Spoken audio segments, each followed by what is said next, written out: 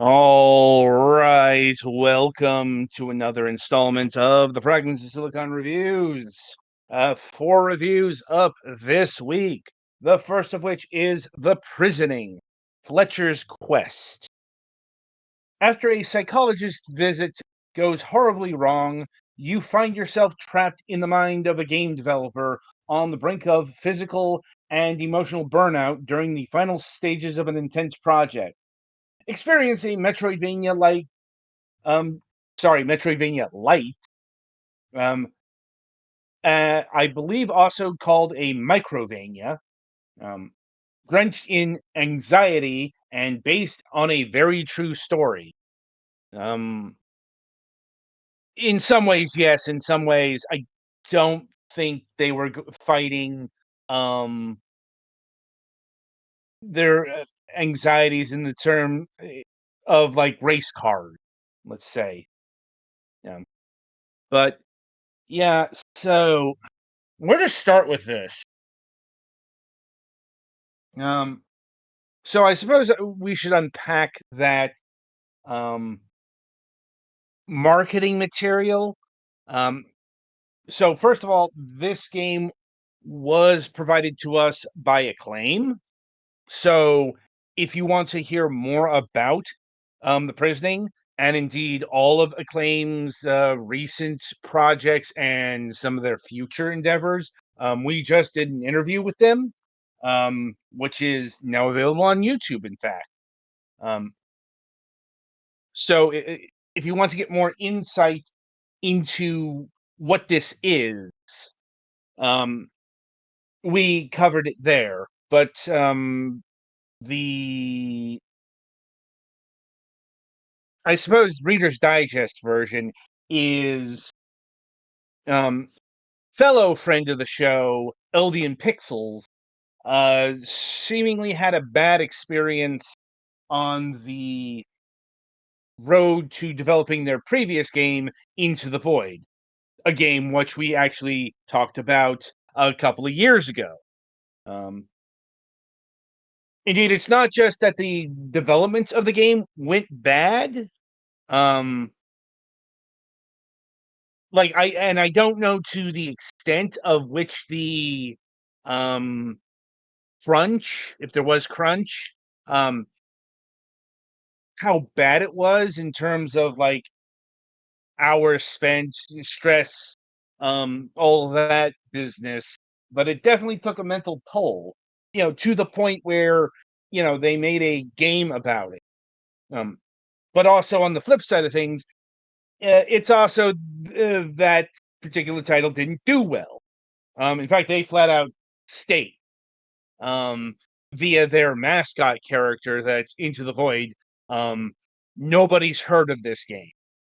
So seems like it was a lot of stress, pain, and misery for not a lot of return.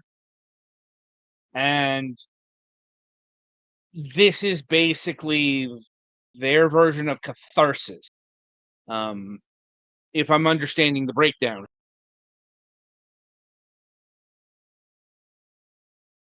So that's the narrative and meta textual implications behind this title. Um, in terms of gameplay, yeah, it describes itself as a Metroidvania light, um, you know, a, a microvania. I think these are actually appropriate terms. First of all, microvania, yeah, this will not take you very long to complete. I think I beat it in about 6 hours, and that's with like exploring literally every room. In fact, I got the achievement for that. Now, not too difficult to do. Um, um, it also brushes up on what Steam has is something they've recently barred from their storefront, the rogue vein. As in, it uses procedural generation in some areas. So, particularly the hallway section, for lack of a better term. You know, like like going through certain segments. If you stop, take a break, and come back, they will be reshuffled. And not just like in the quadrant or area, like the whole board, I think, shuffles because there were like in the third area, I saw rooms that I had seen in the first area. I mean, that is how procedural generation goes.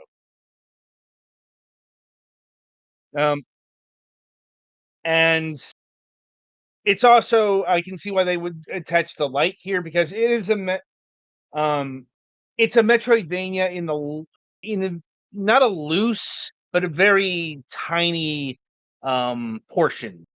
Not just in terms of like level the size, the runtime, but also like upgrade paths and things like that.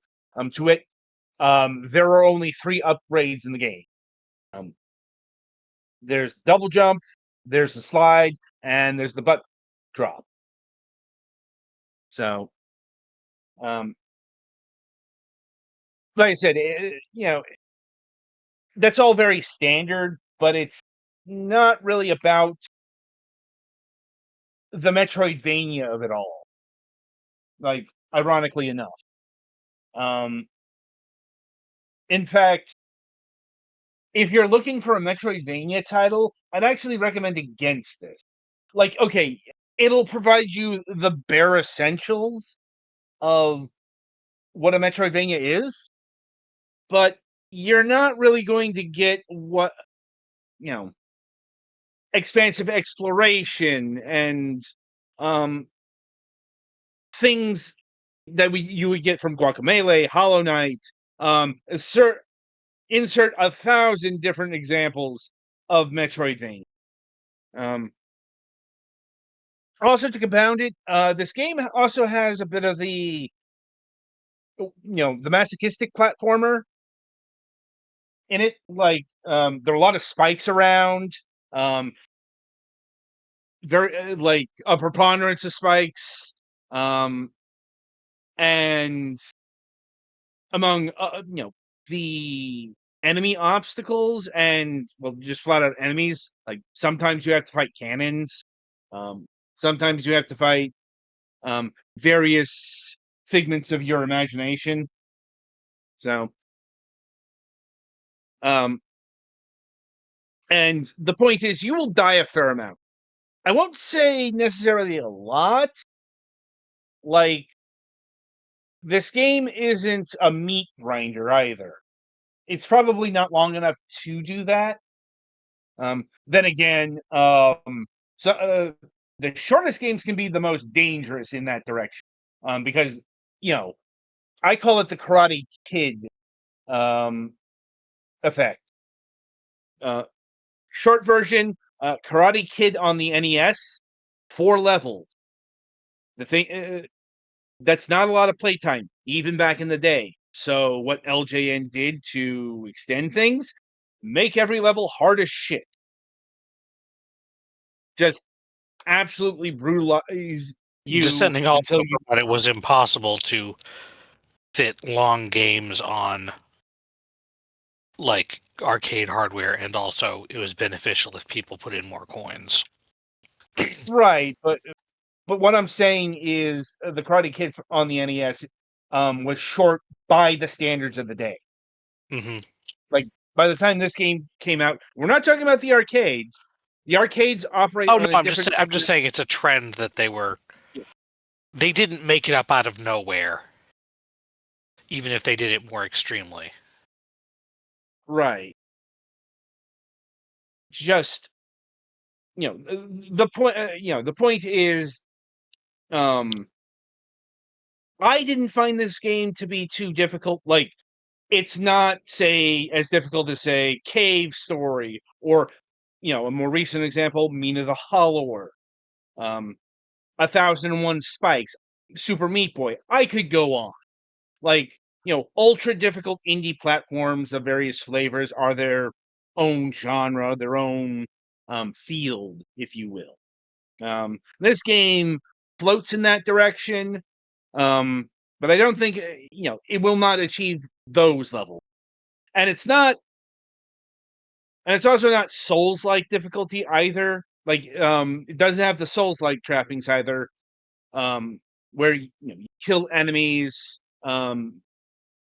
get to a save point, a bonfire, if you will. You have your Eustace flask, etc., etc., etc. No, this is decidedly old school. Right down to the if you leave a screen, enemies come back. But the most difficult part of this game is probably going to be the shooting mechanic. I don't think Petty has gotten to them yet. Sorry, In fact, he I've been messaging the father about things. right, fair enough. But it's also when you start the game, you have no weapon. That your first task is to get um, the weapon of the game, your only weapon, um, and that is the pistol. And we're talking like 6-shooter pistol.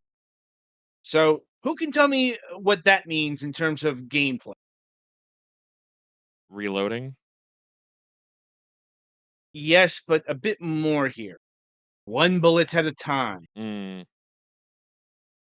at least to start. Okay, okay, I did so I did forget about the weapon upgrade earlier. Apologies about that. Because the other upgrade that you get after beating bosses is another bullet. Up to 4. Um, so this game does have a bit of a paradox, at least in the regular levels, where it gets easier um, to a certain point. Like, if you're having problems with the spikes and jumping, um, there's no huge alleviation from that other than the double jump. Uh, but the point is, uh, yeah, shooting in this game can be frustrating because um, you gotta wait. I forget um, if the bullets have to be off screen or if they have to hit the enemy. Yeah, yeah, it's either they have to hit the enemy or off screen um, until you can fire again. Um, Upgrades not included, and that actually plays into the subtler dynamics, which do eventually get spelled out. That is to say, um, the closer you are to an enemy, the quicker you can fire. Um, but you will have to actually fire the button. Um, this is actually a bit of a problem because this is fast forwarding to a few spots in the game, but there are some shoot 'em up section, smup section, which is actually a time honored tradition in platforming. Um, I will say I'm not a you know, big fan of the blind jumps on the screen transitions. yeah, uh, in both directions. It's not just the down part that's bad; it's the up part that's kind of naff as well. Because when you jump into a area, you're not necessarily going to be seeing what's there when you jump up, and it's especially bad if you don't have the double jump yet because you may not be able to jump again to an actual ledge. And once again, since it's all procedurally generated, you can't really memorize what's going on. Hmm. At least certain sections. Other sections are handmade; they are always there. Um, Sometimes they house things like the shmup section. Um, Sometimes, honestly, I thought the cleverest bit was the depressive song platforming. It's a bit hard to describe um, if you don't see it, but basically, it's like a literal song about depression, and you have to jump to these blocks that have the lyrics on it. My favorite part of the game. Um, anyway, where this builds to is the final boss, which is just a non-stop shmup section. And being the final boss, also quite difficult. Um, I think I spent a good half an hour fighting the final boss, and it's one of those. If you're susceptible to hand cramps, maybe look into getting like a turbo controller. I honestly don't know if they make those in the modern day, but If you're on PC, you can at least there are programs to make any controller act as a turbo controller yeah, if you really need it. I'm just saying it's the kind of thing that can may not necessarily sprain your hand, but it's going to cause some discomfort. Um, you indeed, I will definitely say that for the most part, um, the bosses are the most difficult part of the game. In fact, um, and honestly, I thought like this was the worst part of the game narratively, because after the second boss was called the Lonely Shark. Um, yeah, so the developers just get on their fucking soapbox and start whining about some feedback notes that they got from playtest. Like, it's literally like I thought this was a fair boss that provided a decent challenge, but it's like no, they got to note that like specifically this boss was really difficult and repetitive and all that. And the developers took issue with that. Not cool, guys. It's, that just struck me as flat out unprofessional. Mhm. Like, Like, you don't have to take every bit of criticism, but you don't need to be a child about it, basically. yeah, and it's also like if you do have a problem with that, don't air your that kind of dirty laundry in your fucking game. Mhm. It just it just rubs me the wrong way there. Um, for a couple of reasons. It's like, first of all, if there's like we've talked about this a couple of times, but like difficulty is not best judged by game developers who are developing the game. Yeah, we've had this Uh, several times where the game devs just kind of are in their own little world and yeah, don't really realize the difficulty until it gets out in the world and people hate it. right. I'm like, okay, yes, the opposite also happens. You get people who are amazing speedrunners or will find novel ways to break the game. Yes, yes, that happens as well. But also, We have the people who general are populace, normal. yes, are not going to be as versed or as skilled as you who literally built the playground in the first place. Mhm. Um, like everything else was good. Um, in terms of exploring the psychological toll that it um can dig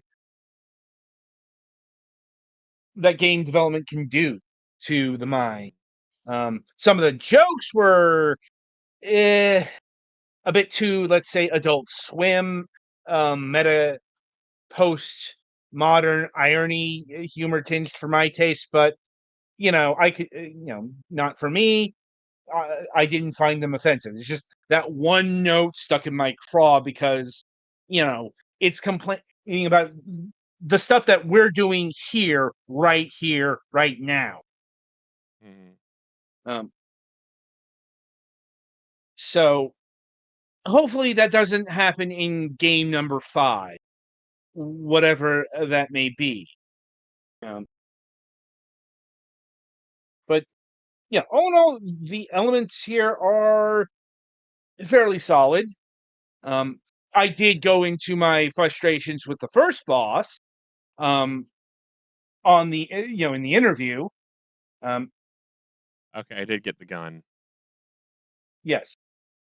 See, you could only fire the one bullet. Mhm. At Like, least there's not a um, reload, like, an actual, like, you need to pick up bullets and reload it. right. It's still the kind of a mechanic that's gonna cramp your hand if you do it long enough. Yeah, I Um, kinda wish but it did a little more damage on blocks just to one-shot them so I don't have to sit here and, rapid fire on it. and that's where and this is where some of the frustration with the bosses come from. Like, as I was saying on Wednesday, um, the first boss's health meter is so long. Like, and the thing I haven't mentioned yet is you only get 2 hits. Um, if you get hit once, your hat's knocked off. You get hit again, you die and have to restart. Um, and that was another thing that they were whinging on about in the feedback notes. Like, isn't it a real challenge to only have one hit and stuff like that? Like, maybe, but tedium is a real problem with certain portions of the game. Once again, not the regular parts of the level, but a good chunk of the bosses.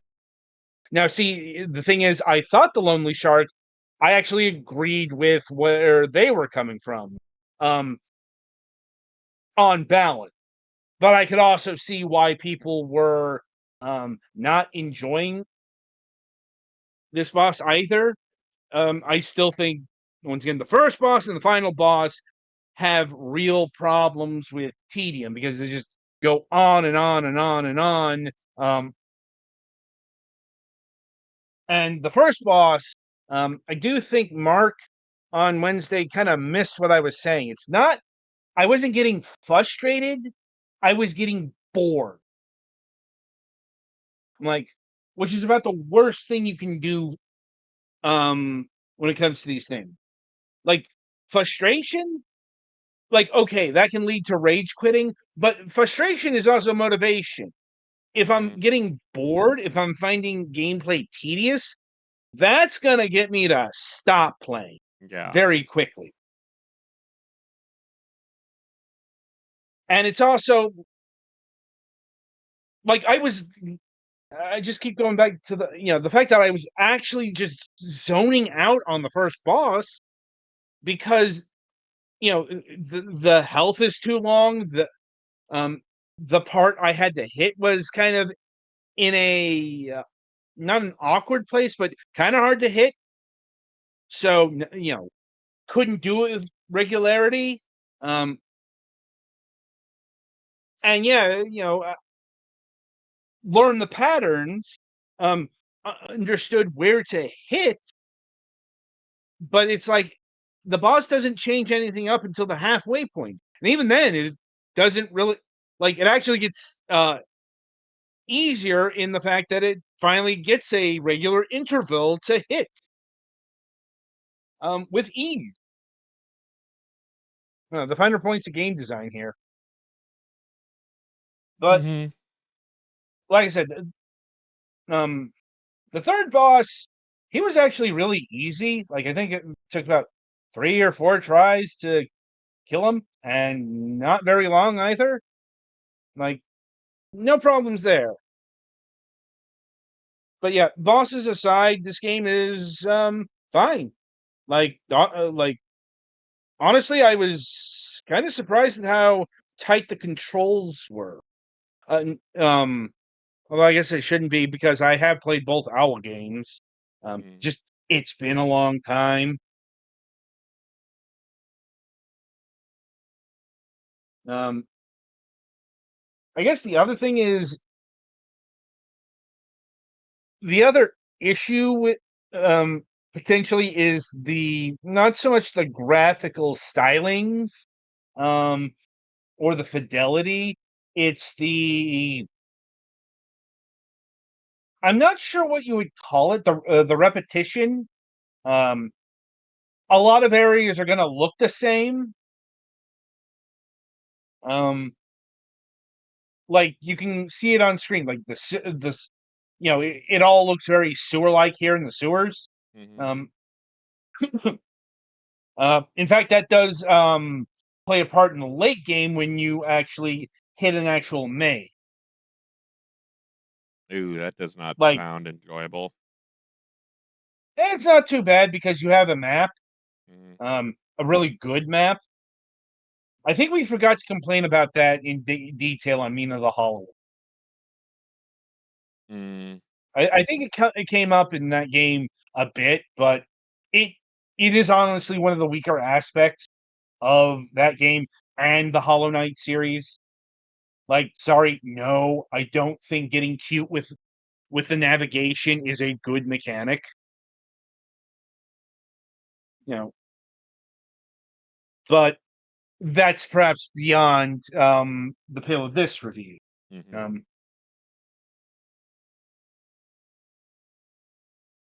Um, finally, I think that brings us to price. Oh, also the music is good. I would actually recommend the soundtrack where available. It's not on Steam. I think you find it on YouTube, maybe other areas. Um, anyway, but this game is clocking in at $14.99 USD. Is this game worth $15? Ultimately, I have to I have to go no. Mm. Like I think this game would have been better set at $10. You know, if by your own mission you're calling this a Metroidvania Light, or Microvania, to wit, I'm going to note one of the achievements here is called "There's Still Time to Refund." And that is if you beat the game in under 2 hours. I'm not sure if that's an indicator that they've been having problems with refunds. Um, I could definitely see it here, just due to the nature of the game. But I do understand $15 is pretty standard indie pricing. But um, how do I put this? We are not a show that is completely dismissive of the dollars per hour mindset. It's not the end all be all. But I do have to recognize that this game is clocking in on the short side of what a Metroidvania is, a microvania, if you will. Mhm. So, um, yeah, I think $10 is the optimum price here. So wait for a sale. Right. So, Petty, you've been playing the game. Anything you wish to add? Not really. It's definitely one of those I wish I had more time to look at it just because I'm not really sure where I was supposed to go, but I also wasn't paying too much attention to the text. Right. I mean, that is understandable because, we are doing the review here. Yeah. So, um, Gallix, what about you?